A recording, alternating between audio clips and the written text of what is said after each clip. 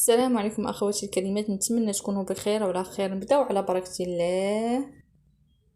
هذا الاخوات عشاء ولا طويجين ديال بقايا الدجاج. تنقصد بقايا الدجاج ملي تكون حاطه في المجمد غير العنقره اولا غير قنيصات.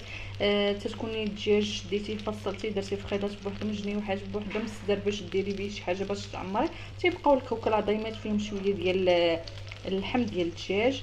ثانيا الاخوات تيكونوا شايطين لك اي حاجه من الدجاج تنجمعها فيها الطويجين الاخوات. تندير عليها التوابل. بالنسبه للتوابل تنحتاج المليحه، البزار، سكنجبير، ثومه وحده محكوكه، معلقه صغيره ديال الكزبر وحبوب مطحون، شويه بسيبيسه، شويه قعقله، تندير زيت النباتيه، تندير الملون اولا الخرقوم اللي موجود عندك، تندير شويه ديال القريفه وتنشعل عليه النار، والنار تكون مهيله. غادي الاخوات نخليه يتقلى في هاد الزويته بهاد التوابل.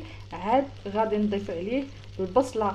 هنا الاخوات حنا بما اننا في فصل الصيف تتكون البصله البيضاء موجوده. كاين الاخوات البصيله اللي تذوب وتتعطينا بحال معسله، تتعطينا الحلاوه في الطويجين.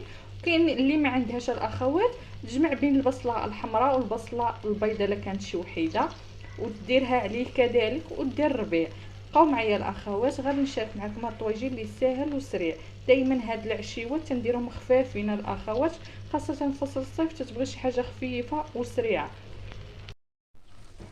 ما تنسونيش الاخوات من واحد اللايك والبارطاج مع الاهل والاصحاب.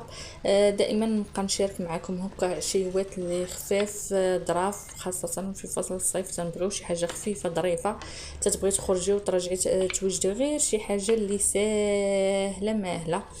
نتمنى الاخوات تدعموني، وما تنساوش الصلاة على نبينا محمد عليه أفضل الصلاة والسلام. هنا كنت الأخوات تنوريكم راه يعني دايره على نار مهيلة وعطى الماء من عنده بدون إضافة ماء. غادي نكمل معكم باقي المكونات. من بعد الأخوات زدت البصلة الحمراء، البصلة البيضاء. هنا زدت غير القزبر، ما زدتش معدنوس، زدت غير القزبر وخليت منه واحد شويه هنايا حتى يطيب. كذلك عاد نضيفه في الاخير. هنا نخلي الطويجين هنا يتقلى مزيان مزيان، وهاد البصيله كذلك تعلك لينا. عاد غادي نرجع معكم ونوريكم الطويجين كيف صبر.